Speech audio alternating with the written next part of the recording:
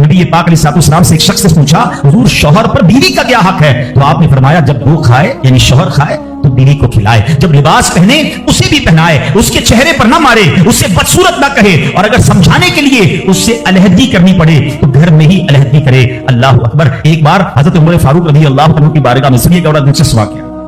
सैयदना उमर फारूक का कितना बड़ा नाम है, आपके जलाल की, आपकी अदालत की मिसालें दी जाती, बड़े बड़े लोग आपके सामने थर थर कांपते थे। हजरत उमर का हाल ये था, आपका घर में अंदाज क्या था कि एक शख्स आया कि मैं हजरत उमर के पास जाऊं और बताऊं मेरी बीवी जो है मुझसे इस तरह बात करती है, और मेरा वो अंदाज नहीं होता जो शौहर के सामने होना चाहिए, होता है घरों में हो जाता है।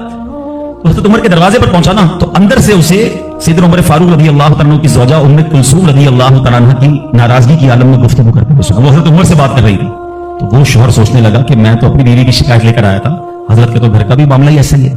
तो वो कहते मैं वापस होने लगा। हजरत उमर ने बुला लिया, क्यों आए थे?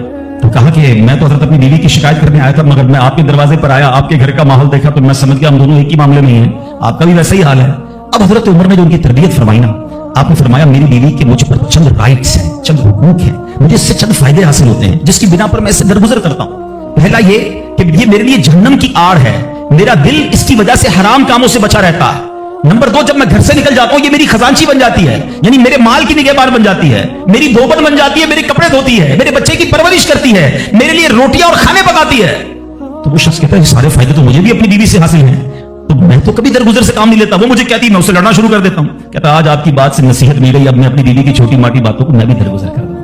कितनी प्यारी बात बताई। हम वो सारी बातें भूल जाते हैं, एक गलती पर पकड़ लेते हैं, एक गलती पर डांटते हैं। हर गलती पर जनाब ऐसा नहीं होता, हर गलती की सजा सजाए मौत भी होती है। हम गलतियां नहीं करते, अगर जिस तरह हम अपनी बीवी को गलती पर डांटते वो डांटना शुरू करते फिर क्या हाल होगा? तो ऐसा ना करें। वो भी दिल रखती है, हमने किसी इंसान से शादी की है, कंप्यूटर से नहीं की, ठीक है ना? तो कंप्यूटर भी आजकल वायरस आ जाता है, तो वो तो इंसान ने गलती हो गई, कोई बात नहीं। तो सुभान अल्लाह, इतना प्यारा मजहब है। और अब आओ, इस्लाम ने औरत को जो एक और रूप दिया है, एक और मकाम दिया है, वो मकाम माँ का मकाम दिया है, और माँ के कदमों तले जन्नत फरमाया। माँ का क्या मकाम दिया कि माँ को मोहब्बत की निगाह से देख लो तो हज मकबूल का सवाब है। अच्छा, इस्लाम की तालीमात की जो बुनियाद है, जो माखज है, जो मर्जा है, जिसके जरिए समझे इल्म फजल की नहरें जारी होती है, वो कौन सी किताब है? वो कुरान मजीद है। कुरान मजीद की सबसे बड़ी सूरत कौन सी है? सूरह बकरा। अब जरा समझिएगा माँ का मकाम कैसा। कुरान पाक की सबसे बड़ी सूरत सूरह बकरा। और सूरह बकरा, बकरा किसको कहते हैं? गाय को।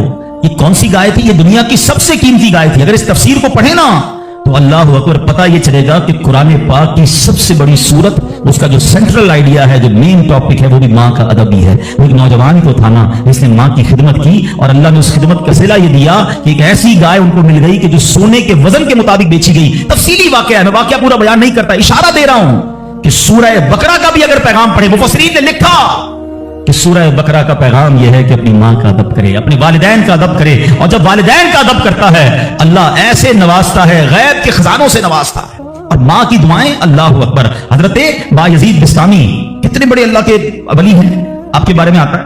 तो एक बार सर्दी की रातें थी, माँ के लिए माँ ने पानी मांगा। आज की माँ पानी मांगे तो बेटा कहता खुद पी लो माँ, बल्कि बच्चे माँ से पानी मांग रहे होते हैं। बिस्तर पर बैठकर माँ को ऑर्डर चला रहे हो, अम्मी पानी ले आओ, अच्छा चाय बना दो, अम्मी ये कर दो। यार माँ है या होटल वाली है? अब तो बूढ़ी हो गई ना माँ, अब तो तुम्हारी बारी है कुछ माँ की खिदमत कर लो। कभी खुद खड़े होकर पानी पिलाओ, कभी खुद खड़े होकर माँ को कोई चीज पेश करो। अब भी माँ को ऑर्डर देना है। मगर कमाल है माँ कि बेटा जवान हो गया, माँ बूढ़ी हो गई खिदमत से, फिर भी उसका जी नहीं छुड़ाती, फिर भी उसकी खिदमत करती है। नाश्ते में ये खाना है बेटा, दोपहर को क्या खाओगे? अल्लाह अकबर। बायजीद बिस्तामी से माँ ने पानी मांगा। अब कहते हैं ठंडी रात थी, पानी लेकर माँ के पास गए, माँ की आंख लग गई। हम जैसा कोई होता तो बिस्तर के किनारे गिलास रखता, खुद भी सो जाता। सर्द रात थी, सारी रात पानी का गिलास लेके खड़े रहे। पता नहीं कब माँ की आंख खुल जाए, कब पानी की जरूरत हो। तो माँ की आंख खुली ना, तो पानी थोड़ा सा ना आपकी उंगलियों पर लग गया था, तो वो बर्फ बन गया था। इतनी ठंडी रात थी कि पानी बर्फ बन गया था। तो अब माँ ने जब पानी मांगा ना, तो जब गिलास को डिटैच किया, गिलास को अलग किया ना, तो खून निकलने लगा चमड़ी से। तो माँ ने कहा कि बेटा ये क्या हुआ? माँ ने खून बहता देखा तो सारी बात बताई कि माँ हमने पानी लेकर आया, आप आराम कर रही थी, मैं खड़ा रहा, अब आपने पानी मांगा तो बर्फ बन गया था।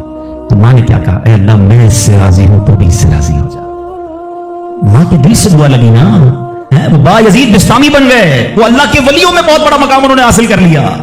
देखिए, अच्छा आप हो सकता है किसी को शैतान सवाल तो दिमाग में डाल ही देता है ना कि यार ठीक है मेरी माँ भी तो दुआएं देती है, کہ ایک ماں تو ماں ہی ہوتی ہے, ماں کو تنگ کرو پھر بھی عموماً اس کی زبان سے دعا ہی نکلتی ہے. ایک دعا وہ ہے کہ آپ ماں سے کہیں وہ ماں دعا دے, ایک دعا وہ ہے کہ آپ کہیں نہ ماں کو خدمت ایسی کریں کہ ماں کے دل سے دعا نکلے. ہاں, آپ کو بغیر بتائے آپ کا والد آپ کو دعا دے, آپ کی ماں آپ کو دعا دے, وہ دعا جو ہے نا, ہاں کتابوں میں لکھا کہ والدین کی دعا اولاد کے حق میں قبول ہوتی ہے. ہاں, اگر دل سے دعا نکلے نا, ماں باپ دعا دے دے اور وہ بھی دل سے دعا دے دے, پھر تو کیسا مرتبہ ہے. اور سبحان اللہ, ماں باپ کے بارے میں کتابوں میں یہاں تک لکھا کہ بیٹا باپ کے ساتھ ایسے رہے جیسے غلام آقا کے ساتھ رہتا ہے. تو باپ سے زیادہ خدمت کا حق کس کو کہا گیا؟ تو ماں کو کہا گیا. تو اب سوچیں کہ ماں کے کتنے حقوق بیان کیے اسلام نے. تو مبارک ہو ان خواتین کو, ماشاءاللہ ہمارا اسلام کس کس موقع پر عورت کے کیسے حقوق بیان کرتا ہے. اور سبحان اللہ, ایک بار نبی پاک علیہ الصلوۃ والسلام سے سوال ہوا, سوال کرنے والے نے بھی کتنا پیارا سوال کیا, اور یہ حدیث بخاری کی حدیث ہے. اللہ کے نبی علیہ الصلوۃ والسلام سے عرض کیا, حضور میرے حسن اخلاق کا سب سے زیادہ حقدار کون ہے, کون ڈیزرونگ ہے, سب سے زیادہ مجھے کس کے ساتھ حسن اخلاق کرنا ہے. حدیث کا خلاصہ نبی پاک نے فرمایا تیری ماں. پھر پوچھا حضور اس کے بعد سیکنڈ, فرمایا تیری ماں. حضور اس کے بعد, فرمایا تیری ماں. 3 بار. پھر حضور اس کے بعد, فرمایا تیرا والد. اچھا اب یہاں یہ حدیث تو پوری ہو گئی, مگر سبحان اللہ, اچھا کوئی نارمل آدمی, حدیث لوگ کہتے ہیں نا بھائی کسی مفتی صاحب کی کیا ضرورت ہے, تفسیر کی کیا ضرورت ہے, خود ہی قرآن پڑھ لو, خود ہی حدیث پڑھ لو. آج کے دور میں کوئی نارمل آدمی حدیث پڑھے تو خدا نہ خواستہ اس کا رزلٹ کیا لے گا؟ چلو بھائی والد کو پوچھنا ہی نہیں ہے, 3 بار ماں کا فرمایا نبی پاک نے, ماں کی خدمت کرو, ابا کو ڈالو سائڈ پہ. نہیں, اب اس کی انٹرپریٹیشن پڑھنا ضروری ہوگی, اب اس کی تفسیر اور اس کی شرح پڑھنا ضروری ہوگی. اللہ اکبر, علماء کی شان دیکھیں. پہلے تو علماء نے یہ ڈیبیٹ کیا کہ نبی پاک نے 3 بار ماں کیوں کہا, 1 بار والد کیوں کہا, کیونکہ اللہ کے نبی کی زبان سے جب بھی جو نکلا وہ حق نکلا, وہ ایسی فضول کوئی بات نہیں ہوتی. ہر بات جو ہے وہ بڑی لاجیکلی, بڑی ڈیٹیلڈ, اور اللہ اکبر وہ اللہ کی طرف سے عطا ہوتی ہے. سیدی اعلیٰ حضرت فرماتے ہیں نا, وہ دہن جس کی ہر بات وحی خدا, چشمہ علم و حکمت پہ لاکھوں سلام, وہ زبان جس کو سب کن کی کنجی کہیں, اس کی نافذ حکومت پہ لاکھوں سلام. علماء کہتے ہیں 3 بار جو ماں کہا ہے نا, ایسے نہیں کہا. ماں کے بچے پر 3 احسان ہیں. نمبر 1, ماں بچے کو پہلے 9 ماہ اپنے پیٹ میں پالتی ہے, اس کی جسم میں کتنی تبدیلیاں ہوتی ہیں, کتنی تکلیفیں وہ اٹھاتی ہے. نمبر 2, جب پیدائش ہوتی ہے, رائٹ دا ٹائم آف پیدائش, وہ بالکل موت کے قریب سے ہو کر آتی ہے, شدید درد اور ایسی کیفیت ہو جاتی ہے کہ کئی لوگ دنیا سے چلے بھی جاتے ہیں. اور تیسری ماں مہربانی کیا کرتی ہے کہ اپنے بچے کو پھر پالتی ہے. فرمایا ماں 3 احسان کرتی ہے بچے پر, اس لیے 3 بار ماں کہا. اور ان تینوں احسانوں میں والد ایک احسان کرتا ہے, وہ بچے کو پالتا ہے, اس لیے 1 بار والد کہا. سبحان اللہ, ایک لفظ حکمت بھرا ہے. اب علماء کہتے ہیں اس حدیث کا مطلب یہ ہوگا کہ عزت والد کی زیادہ کرے گا اور خدمت ماں کی زیادہ کرے گا, یعنی والد کا بھی احترام ہے. اللہ اکبر, یہ ہماری شریعت ہے. اسلام سے پہلے کے حالات دیکھیں نا عورتوں کے بارے میں, تو حیثیت کیا تھی کہ وہ مردوں کی خواہشات پورا کرنے کے لیے کھلونا تھی. عورتیں دن رات مردوں کی خدمت کرتی, محنت مزدوری بھی عورتیں کرتی, اور جو کچھ کماتی وہ مردوں کو دے دیا کرتی. مگر وہ ظالم مرد ان عورتوں پر کچھ بھی خرچ نہ کیا کرتے, عورتوں کو جانوروں کی طرح مارتے پیٹتے تھے. ذرا ذرا سی بات پر عورتوں کے کان, آنکھ اور ناک کاٹ دیا کرتے تھے, عورتوں کو دردناک سزائیں دے کر قتل کر دیا کرتے. باپ کے مرنے کے بعد, اب دیکھیں کیا تھا اسلام سے پہلے, کہ باپ کے مرنے کے بعد جس طرح اس کے لڑکے جائیداد کے مالک ہو جاتے تھے, اس طرح اپنے باپ کی بیوی یعنی اپنی ماں کے بھی مالک ہو جاتے تھے. معاذ اللہ, اپنی ماں کو لونڈی بنا کر رکھتے تھے. اللہ اکبر, عورتوں کو ان کے ماں باپ, بھائی بہن, شوہر کی میراث میں کوئی حصہ نہیں ملتا تھا. عورتیں کسی چیز کی مالک نہیں ہوتی تھی. عرب کے بعض قبیلوں میں تو یہ ظالمانہ دستور تھا کہ بیوہ ہو جانے کے بعد عورتوں کو گھر سے باہر نکال کر ایک چھوٹے سے تنگ اور تاریک جھونپڑے میں 1 سال کے لیے قید رکھا جاتا. کھانے پینے اور تمام ضرورتیں اسی جھونپڑے میں پوری کیا کرتی تھی. بہت سی عورتیں گھٹ گھٹ کر مر جاتی, جو زندہ رہ جاتی وہ 1 سال بعد ان کے دامن میں اونٹ کی مینگنیاں ڈالی جاتی اور ان کو فورس کیا جاتا کہ کسی جانور کے بدن سے اپنے بدن کو رگڑیں. پھر اسی گندی حالت میں پورے شہر پر ان کا چکر لگایا جاتا تھا, اور گویا یہ اعلان ہوتا تھا کہ اس عورت کی اب عدت ختم ہو گئی ہے. اللہ اکبر, ایسی ایسی رسمیں تھیں, ایسی ایسے رواج تھے. عورتیں بل بلاتی, روتی, تڑپتی, مگر ان عورتوں کے زخموں پر کوئی مرہم رکھنے والا نہیں تھا, کوئی فریاد سننے والا نہیں تھا.